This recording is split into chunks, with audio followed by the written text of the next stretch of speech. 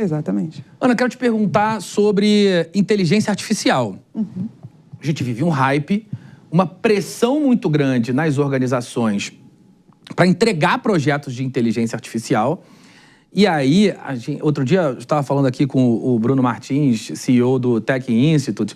Ele estava trazendo uma visão do Gartner bastante alarmante sobre a quantidade de projetos fracassados nessa primeira onda de IA, muitos projetos abortados, muita coisa deixando de acontecer, porque houve uma pressão muito grande por sócios, pelo board, até interna mesmo, pelos próprios colaboradores de precisamos fazer alguma coisa de IA.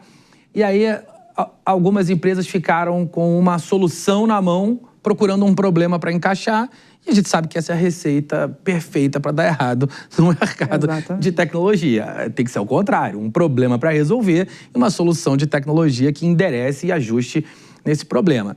Isso, inevitavelmente, constitui ou ajuda a constituir o mercado. As pessoas estão se preparando, estão estudando, mas a experiência dos profissionais de tecnologia com os projetos de inteligência artificial, nessa primeira onda, tem, segundo essa estatística, pelo menos 50% de chance de ser traumática. Uma experiência ruim. Mas, evidentemente, uma experiência ruim ajuda a dar musculatura para esse público que vai trabalhar nesses projetos. Como você tem visto a procura por esses profissionais e a oferta desse conhecimento? Bom, quando a gente fala em inovação, enfim, quando você vai fazer algo diferente, você tem 50% de chance de acerto, 50% de chance de dar errado ali, né? Então, assim, é normal e a gente vai aprendendo, né? Nós vamos aprendendo, de fato, né? Então, é um hype.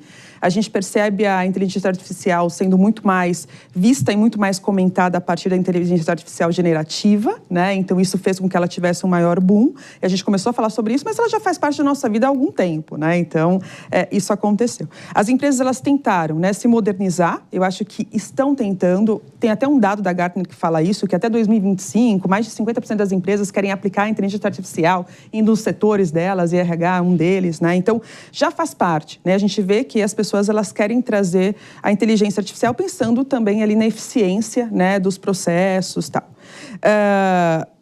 O que é difícil nesse momento é que a gente tem uma escassez dessa mão de obra. Essa é uma mão de obra que não sempre ela está qualificada e nem sempre tem experiência, porque é novo. Então, assim, poxa, eu tenho uma grande experiência com o tema. Geralmente, você não vai ter uma grande experiência com o tema, né? As empresas, ou elas precisam formar esses profissionais dentro de casa, então elas precisam qualificar esses profissionais para que eles consigam trabalhar com a inteligência artificial, ou ela vai precisar buscar em mercado, que é um profissional que hoje ele é um profissional mais caro. Ele é um profissional que geralmente ele está empregado, né? Ele acaba conseguindo ali, né, sempre um salário superior, né? Então você tem ali que garantir alguns benefícios, flexibilidade, tudo que a gente sabe que é o pacote hoje básico desses profissionais, né? Ou ela vai buscar uma consultoria, que também é uma possibilidade, né? Mas saber a dor antes é fundamental. Sim, né? sem dúvida. Então, e existe uma oportunidade para todos os setores de fato. Mas a procura está grande, a gente percebeu que aumentou, tá? De um ano para outro no InfoJobs aumentou 30% o volume de vagas para IA, o que é muito grande, tá? É um volume bastante expressivo quando a gente pensa em número de vagas, né? Então perfis diferentes, eu acho que isso que é mais curioso. E no profissional também. Então, as pessoas estão se especializando, mas a gente vai precisar de não muito tempo, porque tudo está muito mais rápido, né? Mas existe aí um período de maturidade para a gente entender ali, para conseguir, de fato, chegar onde a gente consegue chegar, né? Então, para conseguir o resultado que nós esperamos em relação a isso, tá? Você tocou num ponto, Ana, do pacote de benefícios. A gente viu, ao longo da pandemia, um movimento grande de home office, work anywhere, as empresas entregando escritórios, diminuindo fisicamente os seus tamanhos, e agora a gente vem assistindo um retorno. O quanto no pacote de benefícios isso ainda é considerado, ou algum tipo de flexibilidade sobre presença física virou que o status quo é assim a partir de agora, ou vai ser assim por muito tempo, ainda que muitas empresas estejam retornando ao escritório. Como essa construção do físico presencial e do remoto vem acontecendo a partir de agora? Em 2 anos, 3 anos, muita coisa aconteceu, né? Eu devolvi escritório e eu voltei a alugar o escritório, né? Assim, pensando na maioria das empresas, aconteceu isso. Então, a gente vê grandes gigantes de tecnologia voltando para um trabalho presencial que acaba encorajando um grande volume de empresas a fazer o mesmo, né? Naturalmente, quando eu tenho menos oportunidades de trabalho remoto, mas as pessoas precisam se adaptar a um trabalho, né, presencial. Então, a gente percebe isso. Então, as empresas elas começaram a perceber que, com o trabalho, isso é muito o que elas falam, tá? Não exatamente eu tenho ali quais são os resultados, mas eu vejo muitas pesquisas dizendo que o trabalho presencial vai garantir uma melhor produtividade, o trabalho presencial vai garantir uma cultura mais consistente, né? Então, você consegue ali ter alguns argumentos, na verdade, existem diversos argumentos que levam para o trabalho presencial.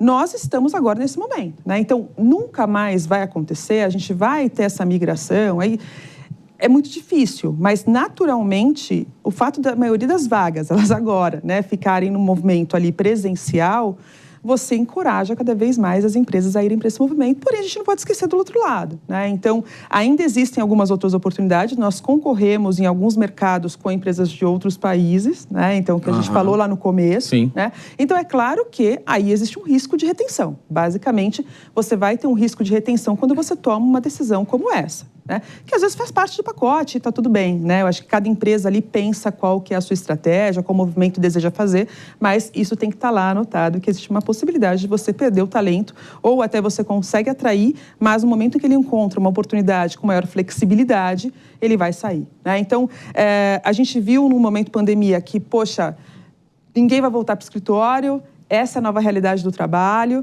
Depois a gente foi vendo, volta um dia, volta 2 dias, volta 3 dias, tal. E a gente vê hoje que a gente tem muito mais e a gente percebe pelo trânsito, né, das grandes cidades, a gente já percebe pelas vagas. Nós ali, né, nós temos um volume de vagas que são de home office que baixaram absurdamente, né? Então, vocês conseguem? A gente consegue medir isso, assim, e é evidente, baixou, tá? Então, assim, consideravelmente, 40% das vagas caíram. Esse é o número. Exatamente. Caíram depois, ainda esse 1 ano, a gente teve uma queda de 40%. Já não estava tão interessante no ano passado, tá? Então, a gente vê cada vez mais isso caindo. Segue caindo ou já temos um platô? Segue caindo. Segue caindo. Segue caindo. É interessante esse dado. Segue caindo. Uma outra característica do mercado de tecnologia, do mercado em geral, essa acho que é facilmente generalizável, é a característica das soft skills. Então, temos cada vez mais a valorização da capacidade de negociação, da empatia, de elementos que não são os elementos técnicos para que uma pessoa desempenhe o seu trabalho da melhor forma possível. Dá para medir soft skills? As empresas buscam esse formato de contratação, buscam essa característica na hora de encontrar os seus colaboradores? E como as pessoas que nos assistem podem se preparar em relação a essa demanda do mercado? Sim, a gente consegue medir, na verdade, nós conseguimos ter algum tipo de, ali de informação daquele candidato, seja na entrevista, onde a gente vai perguntar ali um pouquinho da vivência, vai perguntar das experiências, e a gente consegue perceber a forma como, Então, o soft skill é como eu faço as coisas, não necessariamente o que eu vou entregar, mas como eu vou entregar. Então, nessas conversas a gente consegue extrair essa informação, mas também em alguns testes, Então, alguns testes também trazem essa informação para os recrutadores ou para o solicitante, para quem está contratando, tá? E as pessoas, elas podem, sim, desenvolver soft skills, Então, isso a gente consegue fazer não um reskilling, mas um upskilling ali, pensando o que eu tenho que melhorar, e pensar num desenvolvimento relacionado a isso, Então, hoje, por exemplo, a gente sabe que resiliência é muito importante. Nós estamos em um mercado hoje que ele muda muito o tempo todo, Então, como é que eu faço para conseguir melhorar minha resiliência, Então, consigo buscar ali algumas alternativas para melhorar essa resiliência.